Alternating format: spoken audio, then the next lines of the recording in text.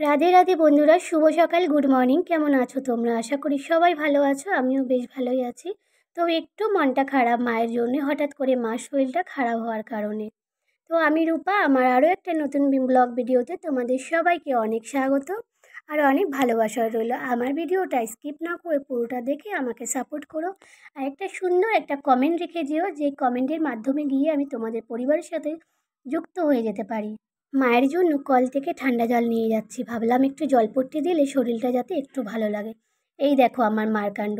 ভোর 5টার সময় আমার মার প্রত্যেক দিন ওঠার টাইম, ভোর 5টা বাজলেই আমার মা উঠে পড়ে। আর উঠেই যেই জামা কাপড় না কাচারও থাকে সেইগুলোও কিন্তু কেচে দেয়। তাই আমি একটু উল্টে পাল্টে দেখলাম জামাগুলো শুকিয়েছে কিনা। তা আধা ভেজা আধা শুকনো হয়েছে বলে আমি আবার বাটিটা এখানে রেখে আবার আচারটা একটু নাড়িয়ে দিচ্ছি। কেননা প্রত্যেক দিন তো ভালোভাবে রোদ উঠতে পারছে না, কখনো রোদ বৃষ্টি কখনো রোদ বৃষ্টি মেঘলা হয়ে থাকছে, তা আচারটা রোদে দেওয়া হচ্ছিল না। তা আজকে একটু রোদে দিলাম। তা চলো আগে মায়ের কপালে একটু জলপট্টিটা ঘোরো তো দেখি। কি পূজা দেবো করে যাচ্ছে তখন থেকে। একদিন পুজো না দিতে পারলে ঠাকুর অন্য বাড়িতে গিয়ে খাবে। ঠিক আছে, ঠাকুরের কাছে অন্য বাড়িতে গিয়ে খাবে, অন্য বাড়িতেও ফুল পাবে।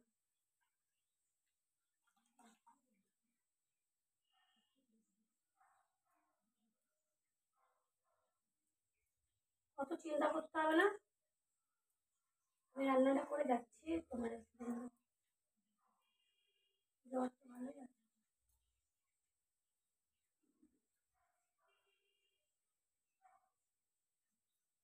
খাবি বলো বুঝিয়া, খাবো না।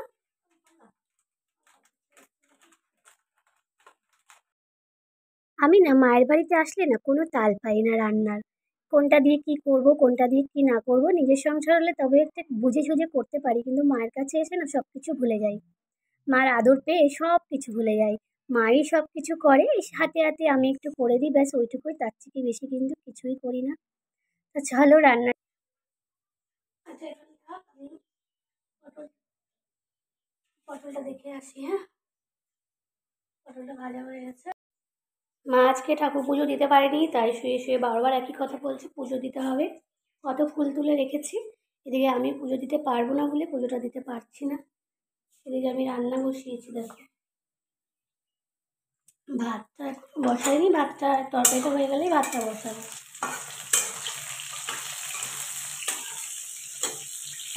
কী করবো বলো, মায়ের বাড়িতে এসেছি, মা ছাড়া তো আর কেউই নেই। এবার মাও যদি পড়ে থাকে মনটা কি ভালো লাগে বলো। তাই আমি ঠাকুরের কাছে সবসময় চাই যে আমার মার যদি কখনো কিছু না হয়, আমার মা যদি সবসময় সুস্থ থাকে। বলে না, বাপের বাড়িতে মা না থাকলে ভালো লাগে না, আর শ্বশুর বাড়িতে স্বামী না থাকলে ভালো লাগে না। তো চলো বন্ধুর আগে রান্নাটা করি। এই দেখো কতটা ভাত এখনো রয়েছে, বুঝেছো। ভাবছি কিছু ভাজা করে আগে এই ভাত কটা খেয়ে নেব। এদিকে আমি তরকারির জন্য দেখো সব কিছু কেটে রেখেছি। এখানে একটুখানি জিরার গুঁড়ো নিয়ে নিয়েছি, আর একটু রসুন আর আদা বাটা। এটা দিয়ে আজকে তরকারিটা আমি এখন করবো। দেখেছো, আমি এর মধ্যে রান্না করতে করতে দোকানেও গেলাম। আমাদের ঘরে উচ্ছে একটাই ছিল, তখন দেখতেই পেলে দেখালাম একটা উচ্ছে ছিল। আমি আবার গিয়ে দোকান দিয়ে ওটা উচ্ছে নিয়ে আসলাম, আর কুমড়োটার সাথে রান্না করব বলে। ওদিকে মা শুয়েই আছে, তা যাচ্ছি মার কাছে আবার একবার গিয়ে জলপট্টিটা একটু মা পাল্টে দিয়ে আসি। এই এদিকে করছি আর ওদিকে যাচ্ছি, এদিকে ওদিকে দৌড়াদৌড়ি করে রান্নাটা করছি। যাই হোক, তাড়াতাড়ি করে রান্নাটা হয়ে গেলে মাকে কটা খেতে দিতে পারবো আমি।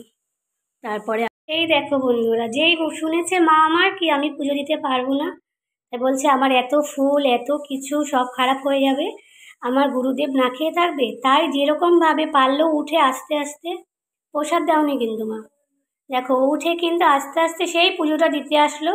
বললো যে আমার গুরুদেব না খেয়ে থাকবে, আমার এতগুলো ফুল নষ্ট হবে।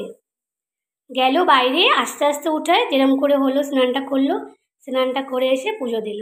এগুলো কি সব আমাদের গাছের গাছের জবা ফুল মা?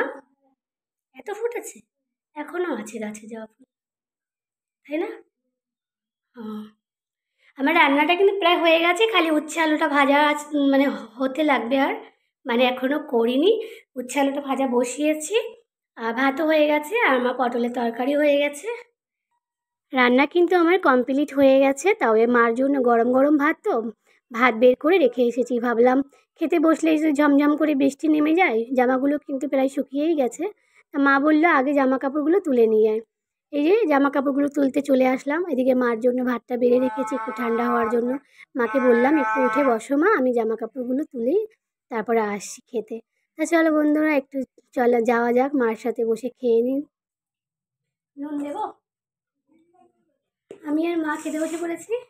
এই দেখো,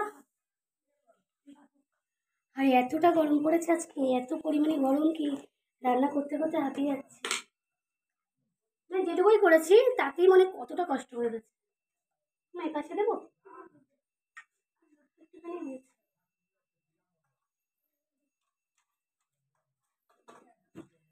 ছেলে বন্ধুরা আমরা খেয়ে নিই। দেখো আমার মা,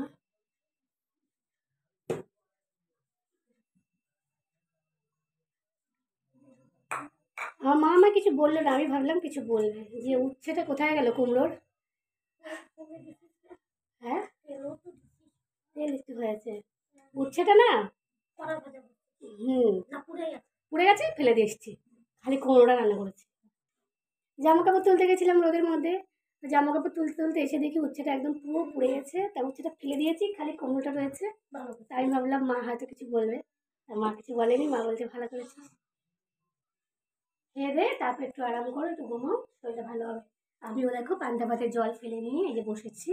আর কালকে রাত্রিবেলা দিদি মাংস রান্না করছিল, কালকে সেই মাংসটা চলে গেছে, তা আমাকে দিয়ে গেল। তা আমি এখন একটু খাওয়া দাওয়া করে নিই। এই দুপুরবেলা গিয়েই মার জন্য ওষুধ এনে দিলাম, কেননা খুব চড়া রোদ উঠেছে বন্ধুরা। কি বাইরে যাওয়া খুবই মানে হয়ে যাচ্ছে, মানে পারছি না, অসম্ভব হয়ে যাচ্ছে। এই ওষুধটা এনে দিলাম মাকে, মা খেলো। এখন মার জন্য স্যালাইনটা করে দিই একটু, মা খেয়ে নেবে। তারপর খেতে না খেতে শুয়ে পড়েছে। আজকে কিন্তু ভাতও খায়নি, সেরকম অল্প একটু দিয়েছিলাম, তাই কিন্তু খায়নি, খেতেই পারেনি। তো চলো মার জন্য স্যালাইনটাকে খুলে দিই। শুভ সন্ধ্যা বন্ধুরা, আবার চলে আসলাম সন্ধ্যাবেলায় টিভির ঘরে। এই দেখো আমার পাশে একটা পুতুল দেখতে পাচ্ছি, এই পুতুলের মাথাটা আজকে আমি কিনলাম। তোমাদের আগের ভিডিওতে জানিয়েছিলাম যে আমাকে একটা ডেমো কিনতে হবে। তা আজকে ডেমোটা কিন্তু আমি কিনলাম, 500 টাকা দাম হয়েছে। ডেমোটার দাম খালি 500 টাকা। আমি তাই চিন্তা করছি যে কিভাবে জিনিস কিনবো। একটা ছোট জিনিসও অনেক দাম, তা আর জিনিসগুলো তো এখনো পড়ে আছে, বাকি আছে, সেগুলো কি করে কিনবো। তাই দেখো আমি যাই হোক, এখন আমি রুটির জন্য আটা মাখলাম মায়ের জন্য। 2 থেকে 3টে রুটি হবে, তাই মা বলছে খেতে পারবো না। তাই আমি বললাম ঠিক আছে, চিন্তা করো না, 1-2 রুটি আমিও খেয়ে নেবো, আর 1-2 রুটি তুমিও খেয়ে নিও। যেহেতু জ্বর হয়েছে, তো আজকে রাতেরবেলা আর ভাত দেবো না আমাকে। তো চলো আমার আটা মাখাটা কমপ্লিট হয়ে গেলে, আর আটা মাখতে মাখতে আজকে আমার ভিডিওটা এখানেই শেষ করছি। তা তোমরা সবাই ভালো থেকো, আবার দেখা হচ্ছে অন্য কোনো ভিডিওতে। ততক্ষণ জন্য তোমরা সুস্থ থেকো, অনেক ভালো থেকো, আমাকে সাপোর্ট করো, ভিডিওটা শেয়ার করে দিও, অন্যকে দেখার সুযোগ করে দিও।